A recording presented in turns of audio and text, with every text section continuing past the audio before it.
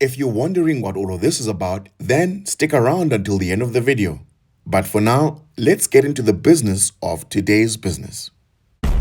And that is the official dealership launch of the Golf 8.5.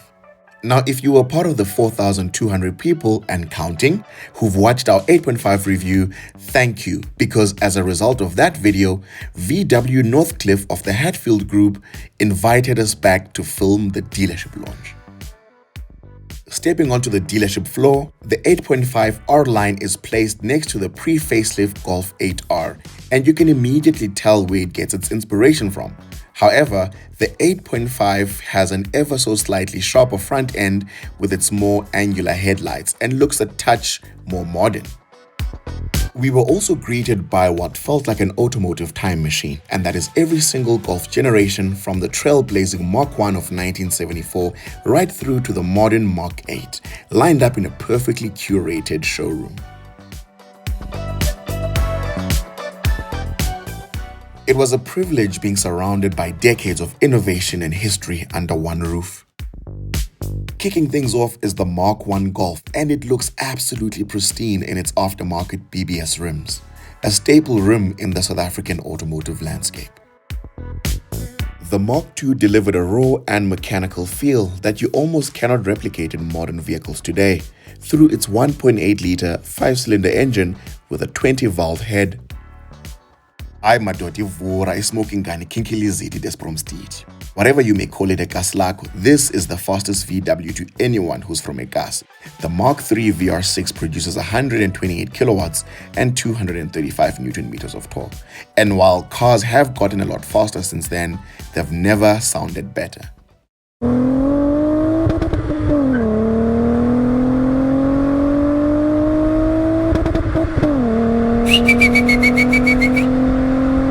The Mark IV was not particularly my favorite era of cars in general, even outside of the VW group, because it ushered in an era of very heavy cars that would come to be in the late 90s and early 2000s.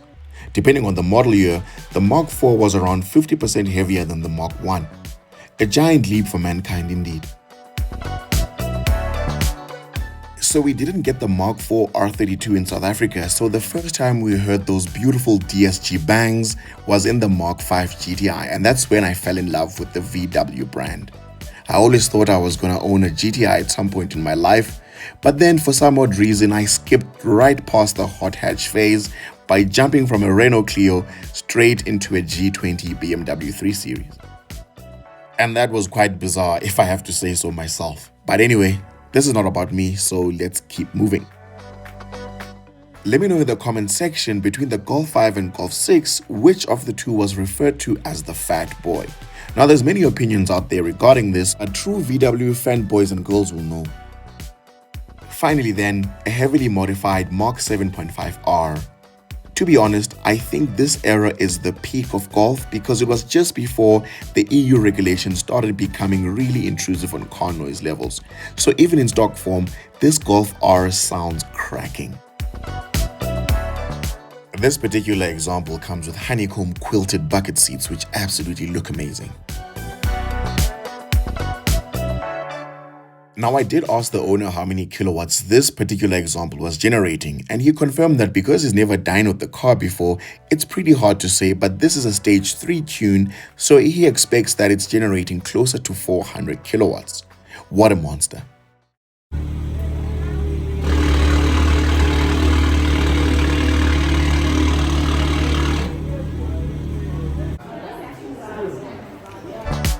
Heavy stuff, eh? Needless to say that today's launch was a success, and thank you to VW Northcliffe for the invite. Let me know in the comments which Golf is your favorite one of all time. Now during the launch of the Mark 8.5, something else caught my eye outside, and I knew I had to return another day to review it for the channel. And that was a fully spec'd pre-facelift Golf 8R in the glorious Grenadilla black metallic paint color finish. And to all those who keep asking where my BMW is, well, it's right in front of you, currently hibernating from the channel, but we'll bring it back from time to time. Now, I do want to make it categorically clear that this is not a BMW channel, but a car review channel. Moving right along, I'll admit that Lapis Blue has been my favorite Golf 8R color for quite some time now, but seeing Grenadilla Black in the flesh is quite menacing. You could convince me that you're a mafia boss's son, and I would believe you. I absolutely adore this color now. So in this part of the video, we're going to be discussing its features, practicality, pricing and cost of ownership, and then take it out on the road. I cannot wait, I'm so excited. This particular model is fully optioned out with every single optional extra that you can think of. First up, for 28,000 rands, you get the Black Performance package together with the Black Style package, which include a larger rear spoiler, and it looks so good in every single angle. You also get black 19-inch alloy wheels, as well as blacked out side mirrors. But most importantly, it comes with a drift mode and it raises the top speed to 270 kilometers per hour. Blind spot monitoring is 14,100 rands. It also comes with IQ lights for 11,300 rands.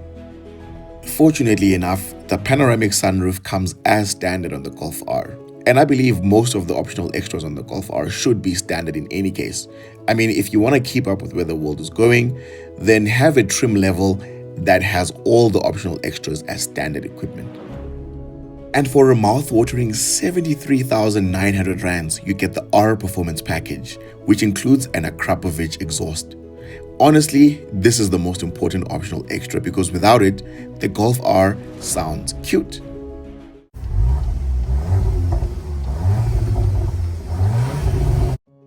You also get the Harman Kardon sound system for the price you're seeing on your screen.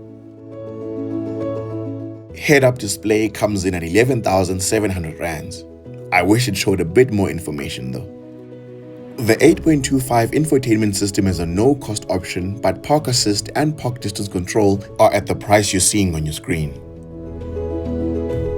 Additionally, a reverse camera comes in at 5,200 rands. We will come back to total pricing and the cost of ownership in a second, but moving on to practicality, the Golf 8R has a boot capacity of 341 liters, and you also get through loading for your golf clubs.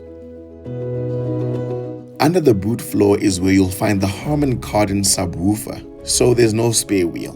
And regrettably, the tailgate is manually operated.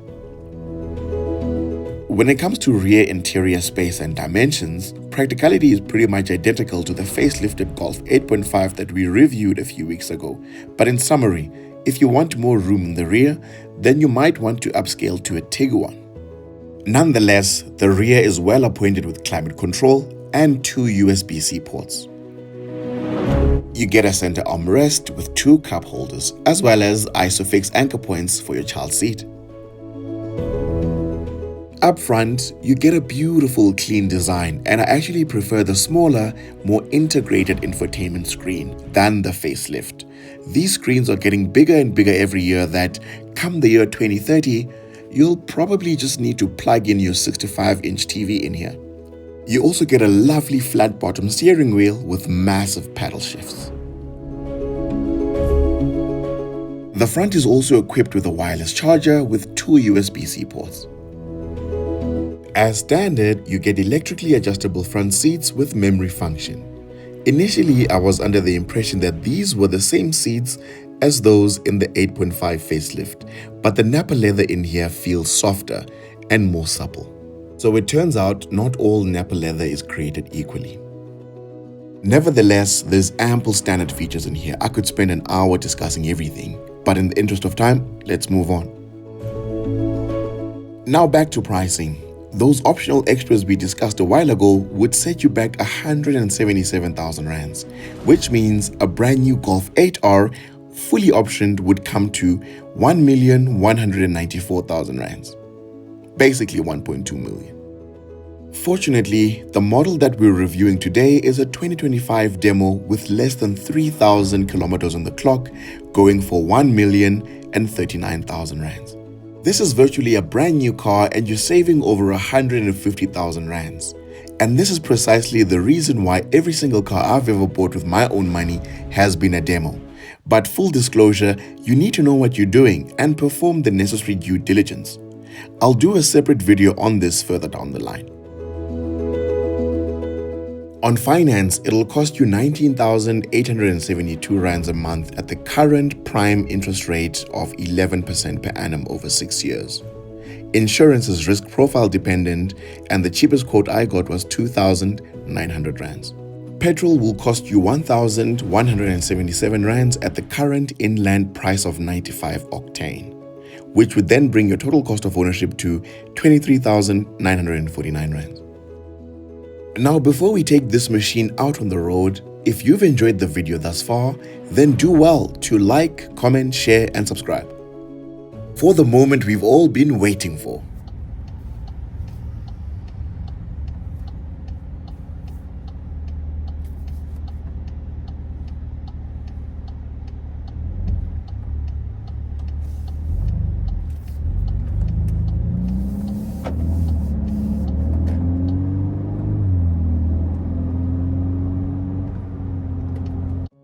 In terms of immediate impressions, the driving position is spot on and you can sit really low on the seat. Suspension is firm and the steering wheel is heavily weighted, but it's all purposeful and it makes you feel connected to the road. The Golf 8R is powered by a 2-liter turbocharged petrol engine, which produces 235 kilowatts and 400 Newton meters of torque. Power is sent to all 4 wheels via a 7-speed DSG gearbox, which helps this hot hatch accelerate from 0 to 100 kilometers per hour in 4.8 seconds. And I can actually believe that. It feels every bit as quick because 0 to 60 kilometers per hour is dealt with in a split second.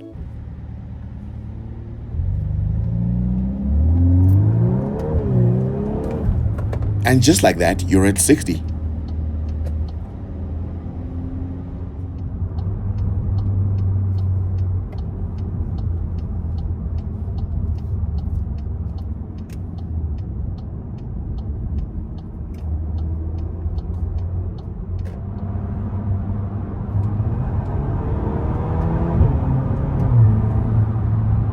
Technology has come a long way over the past 2 decades, and in a car like this, the difference between comfort mode and race mode is basically day and night.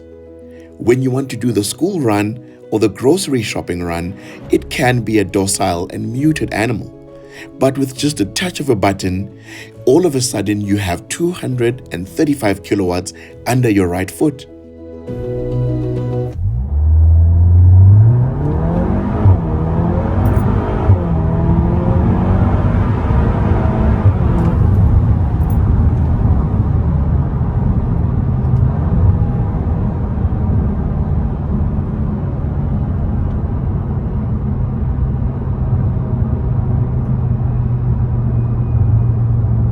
Now let's activate that R button one more time for good measure.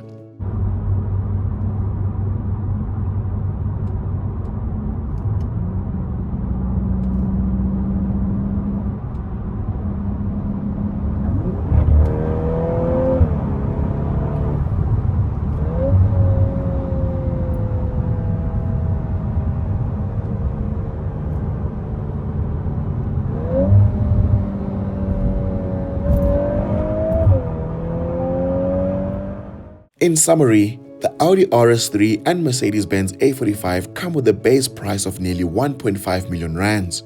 So if you don't have an extra 400,000 rands lying around, then the Golf 8R is as good as it gets for the money. It's faster than the equivalent BMW M135 and Audi S3. So I suspect it's the one to have. Let me know in the comments what you're getting for a million rands.